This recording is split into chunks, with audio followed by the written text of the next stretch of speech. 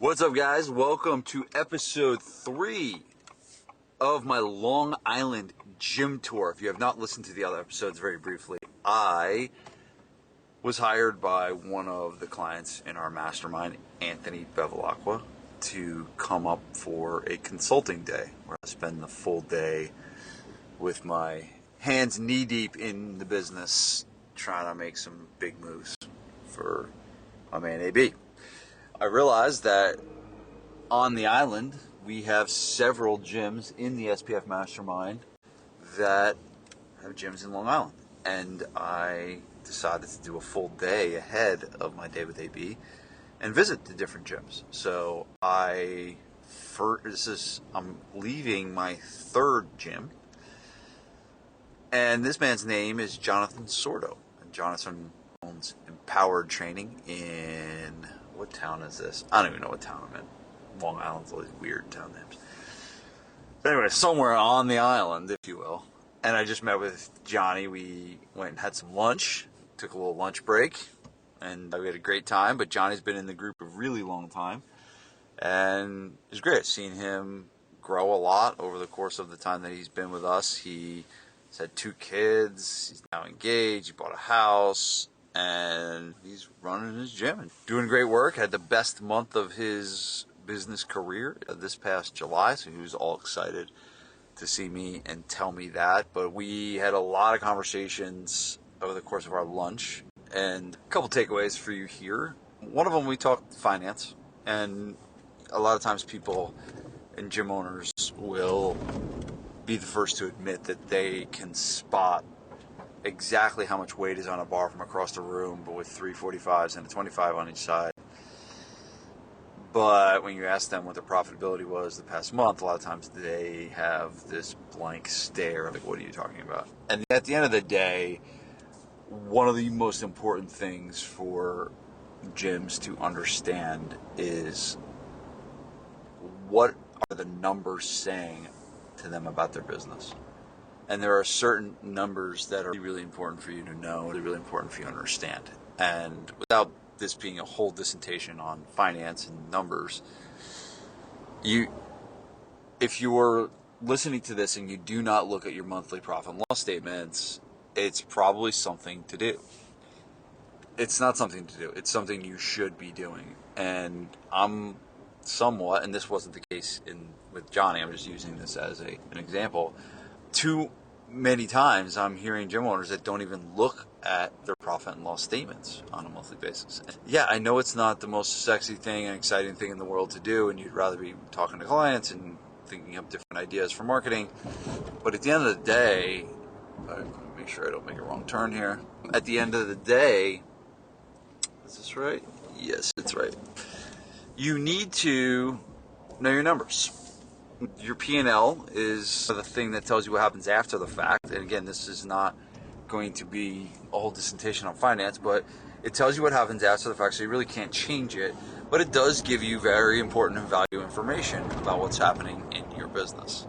And so you need to look at it. And a lot of times we don't want to look at it. We don't want to look at it because we're afraid of what it actually might say. And we're afraid we don't want to even know what to do, or we don't know how to read it, or whatever you're saying. But I'm just saying, every month you need to look at this stuff and get better at understanding it. Okay? And the revenue is easy, right? Revenue is the revenue. That's how many customers you got, however much they paid you, that's your revenue. That's simple. But the thing that you want to look at in a P&L is what's going on with your costs. And I was doing this lesson to Johnny, and he remembered me teaching this before. You've probably heard me teach this, and I've taught this many times on this podcast. But your expenses are broken down into 3 categories. 1 is your payroll, 2 is your fixed expenses, and 3 is your variable expenses. And when you're looking at your costs, you can look at those categories, and there's certain percentages that you want to stick to with payroll. Right, if all of a sudden your payroll is 60% of your revenue, so if you're doing $10,000 a month and your payroll $6,000, that's going to take away a lot of your profitability. So it's something to address. But either way, what you need to do is you need to have a good understanding of what is happening with the finance portion of your business. So we talked a lot about that. We looked at his current finances, we laid it out, and I gave him some feedback and nuggets to focus on. One of the things that he asked me about was, from a revenue standpoint, like, I want to try and increase the revenue. And one of the things I was thinking about was this nutrition program.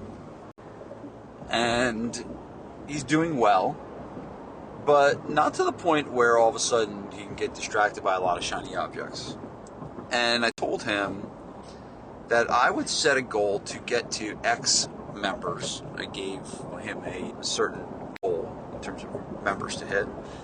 And I basically said that when you get to this member mark, you can start to think about other revenue streams. Until you get to this member mark, you do not think about anything else except getting to this revenue mark. And I think that focus is a superpower. And what I don't want him doing is focusing on all this other stuff and creating these new opportunities when the main thing he's doing is not maximized. Watch out, vehicle on shoulder ahead. We were at that restaurant, and it was like a burger place, like a tap house type place, right? And I was like, imagine all of a sudden this tap house starts selling sushi. It's like weird, right? You want them to be focused on the burger. That's what they do best. That's what they sell. And so I think before you guys run off and do all this other stuff, get to a really solid critical mass of clients before you start doing all this other stuff. And so that's what I guided him on, and I said, and I think when I do this with people, they really appreciate it, because I was like, you're not allowed to do anything else except this. And they're like, all right, good, I can do that. And people like to take orders, and got it, no problem, I'll do that. Scrap this nutrition thing. I'm going to get to X members. And so that was a really great takeaway, and it's a really good takeaway for you, is what do you need to be focused on in terms of your main core business? Vehicle on shoulder ahead. Sorry about that. Your main core business. So we talked about finance, we talked about maximization of your key product, of the main thing that you do before you get all distracted and chase shiny objects. We talked about marketing. I thought this was funny. You know what I do is I just take all your emails you send, I put them into ChatGPT, and he spits them out for me. So I was like, I was blushing. I thought that was sweet of him. But at the end of the day, he's doing well with email marketing. And he said, one of the things he said is, I took one of your emails and I made it told ChatGPT to make it for my gym, and I got a customer. And I was like, it was really cool. And the customer paid $400 a month, and they came in. All I did was send that one email, and then they came in. And then I just started doing it more. And I started doing it regularly, and I keep getting more customers. And I think there's this concept that I teach called more, better, new. I do have to give credit to Hermosi for that, learning that. I think I heard it from him first, but more, better, new. If you want to amp up your marketing, you just focus on what's working and ask yourself the question, how do I do more of what's working? Well, if email's working, what if you send more emails? You're sending 1 email a week and you're getting 1 customer a week, well, send 2 emails a week. Imagine that. And sometimes it's as simple as that. Sometimes it's really simple as lining up where your last 20 customers came from, looking at the common trends and patterns and being like, wow, I'm getting a lot of customers from this thing. How do I do more of this? Because it's reality. It's already working. It's already telling you that this is working. And if we just maximize this one area, we don't have to worry about going to try and run ads on YouTube and trying to figure that out when we have something that's already working. So more, better, new is a really great concept to amp up your marketing. And it's almost like a marketing audit, if you will. Right? It is looking at your current marketing and saying, what can I do more of and what can I do better? And so in Johnny's case, he's doing more emails. He could send more emails, but he can also write better emails. And actually, he told me he is writing better emails because he came to one of my email marketing workshops. And he was like, yeah, I'm writing better emails because I went to the workshop. So you can start better, maybe for your Facebook ads. Maybe you just need to do better pictures. At GFP, we just recently had a professional photographer come taking pictures. And Vanessa showed me the pictures, and I'm like, holy shit, these are way better than what we had before. Right? And so it's probably likely that your Facebook ads are going to perform better when you have really good images. Right? Or is it better copy? Or is it a better offer? Right? So what are you doing already that can do better? And then the last one is that you do new stuff. What can you do, that you're not doing that you could start doing? That's like a good marketing audit. So we talked about that. We talked about emails, but it's also a good case in stealing other people's stuff and then making it your own. And that's creativity. That's not stealing. That's just creativity. I do it all the time. I'll take a Dean Jackson email and I'll just be like, that's really smart. I love how Dean did that. I'm going to take this concept of this email and make it my own. Not copy it word for word, but make it your own. That is creativity. That's smart. That's not copying. That's just smart. And then Napoleon Hill talks about it in Think and Grow Rich. Creativity is not about thinking about new things. Creativity is all about taking what currently exists, tweaking it, changing it, and making it your own and better. That's creativity. And so Johnny did a good job of being creative by taking stuff that I'm doing and then making it usable for him. He also has a situation where he is in a community. So basically his gym is below an apartment complex. And he has this gym is like right below all these apartments. And I was like, what percentage of customers in the complex come to your gym? And it was only like, it's a really small percentage, 1% or 2%.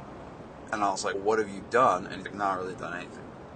And I was like, dude, they live above you. All they got to do is walk downstairs. And so the insight is this, is that you have businesses and companies that maybe not be literally in your same building, but they may be right down the street. Just walk your block and just see and walk inside. But proximity is really powerful.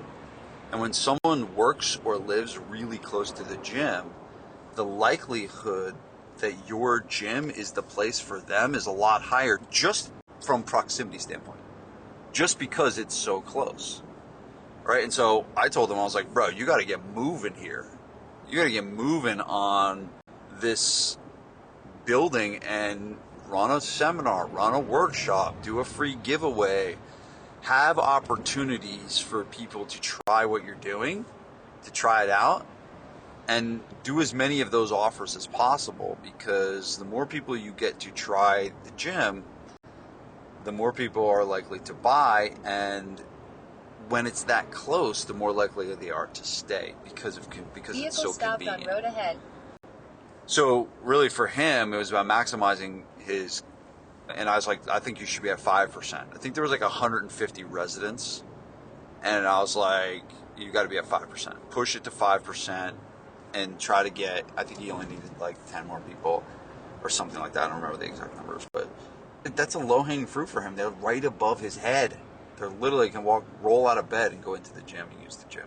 Really, really powerful thing. The last thing we talked about was making different offers. He told me that he has been doing just taking advantage of different holidays like Mother's Day and Father's Day and 4th of July and making more offers based around those holidays. And I think that's a really good thing. I think the line I learned from Frank Kern that I've taught to Mastermind was make more offers and you'll make more money. If you make more offers, you'll make more money. And Mother's Day, Father's Day, all these things are just chances, opportunities to make more offers. And so that's what I would do with your marketing, is leveraging all these different holidays and all these different chances. Like he even talked about teachers appreciation. Like he did something for teachers appreciation to get people in the door. Right? What a weird kind of obscure holiday, but shoot, it's just another chance and a reason for someone to buy. So write that one down. If you make more offers, you'll make more money. So I had a great trip with my man Johnny. He's been in the group a really long time.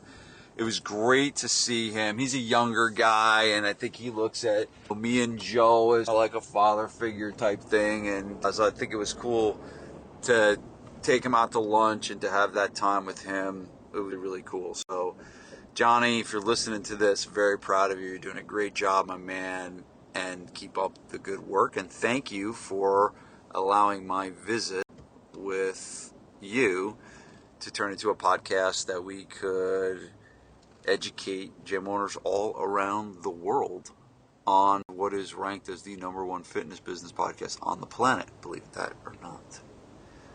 From a guy that's just yakking into his phone, driving through freaking Long Island, yakking into his phone. I don't know how we got that award, but anywho, I'm on my way to my next gym. I'm on the road again. I have this stop and then I have one more after that. So I'm keeping my one podcast per visit alive so far. I'm 3 for 3, and it's been a good day so far. I've learned a lot. I've seen a lot of good people, and excited for my next gym. So I'll be back with the next episode. Again, all these episodes are being released on different days, but they all happened within an hour of each other as I go to the gym, visit the gym, get into the car, record the podcast while I'm sitting in traffic, and then do the next one. So it's been fun. Hopefully you enjoyed another episode of my Long Island gym tour. I'll see you on the next one. Peace.